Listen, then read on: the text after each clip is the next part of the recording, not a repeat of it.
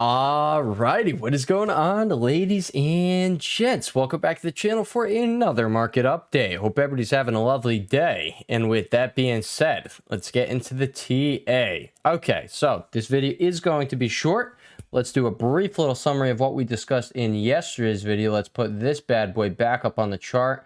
We have our 424 level to be paying attention to. What did we say yesterday, guys? Underneath 424, guys, you are very likely going to have 100% retracement, and the next stop is going to be that 200 DMA at 422. Like you see right there, we do have a decent sized lower wick off of that 200 DMA. Early in the day, we did actually have a hammer candlestick on the day, and I am just going to say right now, that is your signal that bulls are stepping up for a higher low. All right, do we have to come all the way down here to the 100% retracement? No, we do not. But if we were to do so, that is going to be around 420.18. It's not going to be around 420.18. It is going to be 420.18. Now, if you were to go down here and you take that level out, what are you then paying attention to? You're paying attention to your break and retest level right over here. This is actually derived from the weekly chart at 417.62. I find it, very hard to think that buyers aren't aggressively going to step up at that level if they're given the chance. And I will also say right now, buyers are stepping up here at the 200 DMA. This is whether you're a technical trader or not. This is where you know the absolute basics. This is where you place your longs. That is that. Now let's come down to the 5-minute chart and let's look at what we're rocking with today. All right.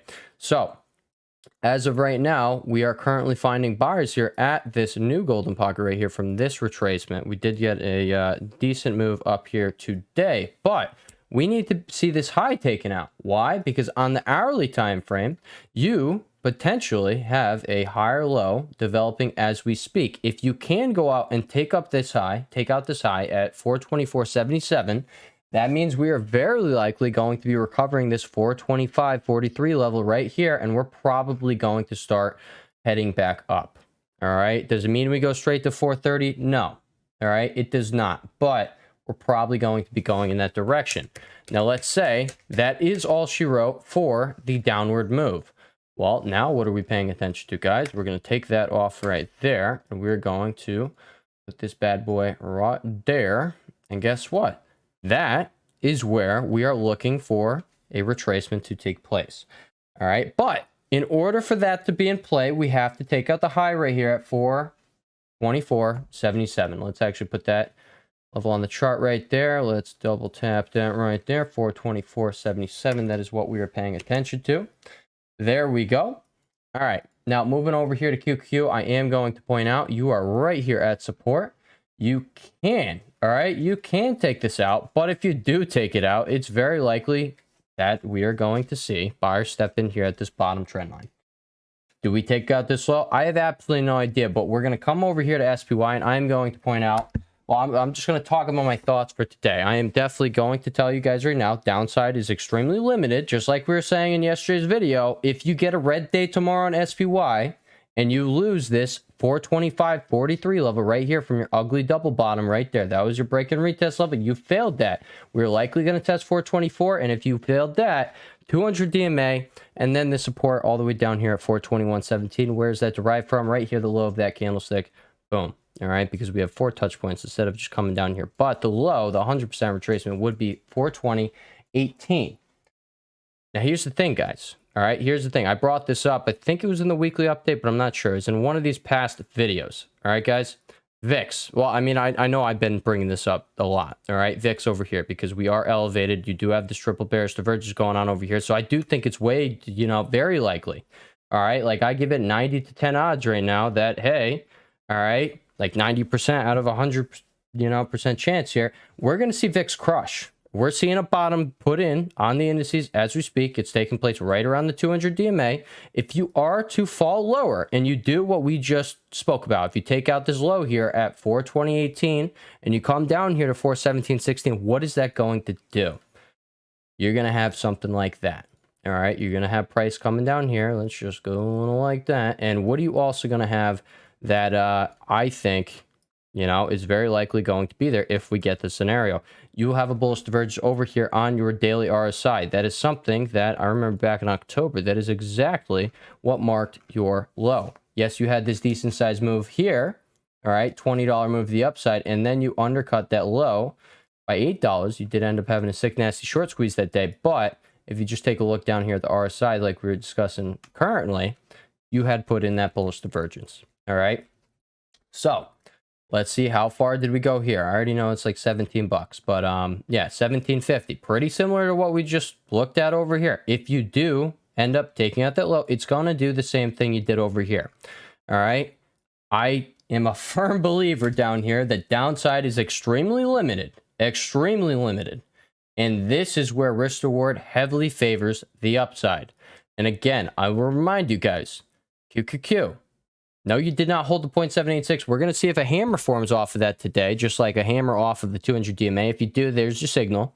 You're going to want to see heavy volume. Guys, we had very heavy volume yesterday. Are we somehow going to have more volume today? Honestly, with how this looking, probably. All right, I'm not saying you get a an end of the day spike here, but I am definitely going to say that, hey, you take out this high, there's your signal. You're going to have a hammer candlestick on the daily time frame. You're going to have VIX with a triple bearish divergence, and then we're looking for that VIX crush. Then we're looking for at least the counter trend move. But, all right, but, I know I raised my voice there. All right, but, all right, you got that going on right there. What is this effectively going to be doing? High or low? All right, and then let's just flip that bad boy around. Let's put you up here. Let's bring you down there. All right, and then if bears are going to prevail again, it's going to be somewhere right in here, like we discussed earlier in this video. All right, if you were to come out here, up here, which I again, guys, I do think it's very likely. You're at least going to see that dead cat bounce and then see sellers step back in, and then maybe you see something. Oh, the wrong tool there. Maybe you see something like that. All right. I think you're at least going to be getting that dead cat bounce. VIX, guys, do you see what's going on here? I told you guys, you know, all right. If you have another red day on SPY, this thing is just going to stay elevated up here. And maybe you come here and backtest this trend line again. You're probably going to get failure at the trend line. We got 1, we got 2. We're probably, you know, if you come up here, probably going to get 3, considering you have that triple bearish divergence. But even if that's broken, guys, I'm still going to point out the same thing I pointed out yesterday, guys. You spend trading sessions. Yes, trading sessions. Not a lot, not many. I'm talking 2 or 3 above here, unless you are seeing mass panic. You're seeing that crash scenario play out. You're not going to see the RSI above there for a, you know, for a while. It's not going to stay elevated. It's just not. Even over here, right? This was the beginning of the bear market. This was when mass panic was setting in. And then, you know, let's just see what happened on the charts. There was a reason to be panicked, guys. You know, I'm just going to tell you guys right now. All right. I don't think there is much reason to be panicked right now. I think, you know, rate hikes, I think they are done. Well, I don't think they're done. Well, yes, I do think they're done. I don't know anything. All right, guys, we don't know anything for certain.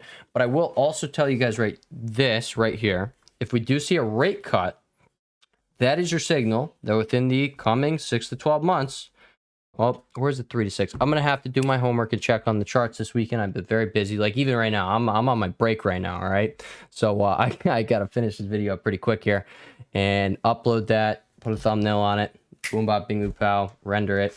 And then let's get it out to you guys. But I just lost my train of thought. Completely lost the train of thought there. Okay. Regardless, guys, I think VIX crush. All right. Same thing as I was saying yesterday. I don't think VIX is going much higher. I really don't. And I think that is going to lead, if that crushes, you're going to lead to boom.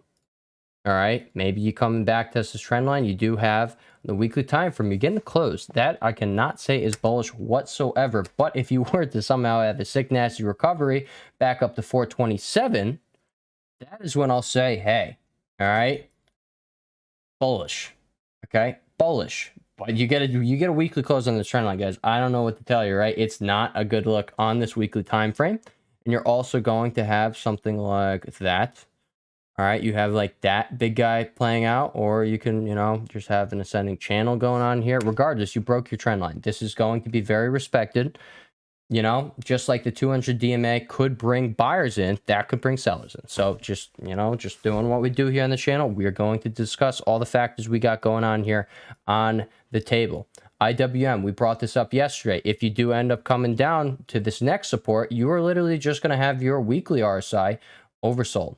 And that is when we're looking for that major bounce. We're looking for something. We put it on yesterday, $20 bounce. And then you put in a divergence. We're looking at $40 bounce. I'm going to be looking for something like that if you end up coming down there. Sorry, I changed the screen right there. There we go. And also, broadening bottom. All right, you're just making your way down to, if you come down to the support, it's going to align with the bottom of this broadening bottom, which is literally just a descending broadening wedge. I call them broadening bottoms or broadening tops when we have an ascending broadening wedge. It's just typically how that plays out. All right. But yeah. All right, guys. Next thing I'm going to point out is, back to IWM. Before we switch charts here, I do want to remind everyone we do have that triple bullish divergence going on as we speak. So that is in play. If you do form a hammer candlestick on the day or a doji, that is, bears cue to, just take a step back. Maybe you should start taking the profits. And there you go. Wait for some structure to form. You want to see structure on the hourly time frame. Just like SPY, guys, you want to see this over here create a higher low here. You want to take out this high. If you can't take out this high, you're probably going a decent amount higher. You're probably going to start recovering. All right, up to there. Next resistance, or right here, break and retest off that level. But yeah, we're looking for that bounce as long as the price action can prove to us that it deserves a bounce. All right, until we get that structure, I can't say we don't have anything telling us that things are changing right now. We just really don't. But like I pointed out early in the video, downside is definitely extremely limited. Well, I can't say definitely. I cannot think like that. I can't. All right, I just can't. But yeah, I think we just discussed everything I wanted to bring up. ES also hit its 200 DMA. If you break this low, you're going to just literally put in a divergent low. All right, probably going to go something like that, but you're going to have divergence going on over here. All right, but on the 4-hour time frame, you can see we are literally right here on that support right there. All right, just match it up to all of those touch points, and you do have your RSI being all the way down here. So we could be, I'm just saying, guys, all right, downside is probably extremely limited. It probably is. We have a lot of factors here on these charts suggesting that downside is extremely limited. Risk reward now favors the upside. Speaking of risk reward, Nvidia, that is something I'll put on your radar in this video. Doji candlestick on the daily. Where is that doji candlestick coming off of? That is coming off of this zone down here, this little demand zone we got going down here, and then you have support. All right, buyer stepped in right before support. And what I also will point out, yes, you had heavy volume on this first day, but you have just been fizzling out on this volume, meaning selling is getting less strong. All right, sellers are fizzling out, just like up here. Hey, see how you just had a lack of volume on this big move up right here? You had this declining volume. Well, guess what? All right, you ended up getting a rug pull. Not saying you're going to get a very aggressive bounce off this support here, but I think it's very likely you get that aggressive bounce off that support. And if you do end up going lower here, you're going to put in a divergent low, or we're going to see our RSI all the way at 30. All right, and Nvidia for quite some time has not you haven't been down there since your bear market. So we're going to see how this plays out. If you do break through this zone, that is when you have you want a daily close. We need the daily close, guys. That is when I'm going to say, screw this RSI. We are probably going to see this head and shoulders play out. And maybe we start coming all the way down here to 366. All right, which I actually don't want that to be the case. I want this to be the level that I'm paying attention to. The low of this candlestick right here, which would not the low of this candlestick right here. 375.50. That is where we would probably see buyer stepping in if we break that neckline. All right, so 375.50. All right, guys. So like I said, I do have to get going here. Tesla, last one I'm going to put on your radar. I know I mentioned in yesterday's video, you're right here on the 200 DMA. All right, you didn't break it down from that bear flag. You did break this weekly trend line here, so that is just like SPY. That is not a good thing. All right, that is a very bad thing. That is what brings sellers into the stock. Okay, but yes, there is a but. The daily time frame suggests we probably are at least going to get a bounce. Maybe you do, maybe you have a free fall event over here. Maybe you break the support and you're going to go all the way. Where would the next one be, guys? Where would it really be? I would say right here. You don't have anything until all the way down there. I think that's, yeah, $20 move down. That's at 195. I think it's much more likely that we are going to be giving it a pause here. Probably at least retracing up to gap resistance up here, if not filling the gap up at what is this, 243, 242.08. All right, guys, so that is really what I'm paying attention to. Last one I am going to put on your radar on this dip. I'm sorry. All right. Oh, look at TSM, guys. Pointing that one out yesterday. Oh, getting rejected right off resistance. Perfect. All right. AMD, that is the last one I will put on your radar. All right. I think AMD is trying to put in a higher low, and I am going to assume because we broke out of this, few month-long consolidation pattern here, this falling wedge, bullish reversal consolidation pattern. Let's see how long that took to form right there. 80 bars, 115 days, guys. We're talking 4 months. Because this thing took 4 months and just broke out, I'm going to say this probably not all she wrote. You're probably going to put in a higher low, whether that be an equivalent low right here. Well, a higher or an equivalent low, right? So whether that be the equivalent low here or a higher low above that support, I think, you got buyers stepping, you probably break through that resistance right there, and then you push back up to the supply zone right there. All right, just something I will put on your radar because, guys, you want to focus on these solid setups in times like these. I pointed out McDicks. All right, guys, McDicks and Tesla, I think risk-reward-wise, I think they're much freaking better than SPY right now. Why? Because SPY, we don't have any signal that buyers are stepping in yet. So, if you want the safer bet, McDick's on the back test. MCD, McDonald's. All right, back test over here. So we're still paying attention to that. All right, guys, with that being said, I will catch you all in the next one. Everyone have a lovely rest of your Friday. I will catch you tonight for the weekly update because I work all day tomorrow and I am going to record that tonight. So we will, we will check back in with each other tonight after, probably 9 o'clock. All right, that being said, catch y'all then. Peace.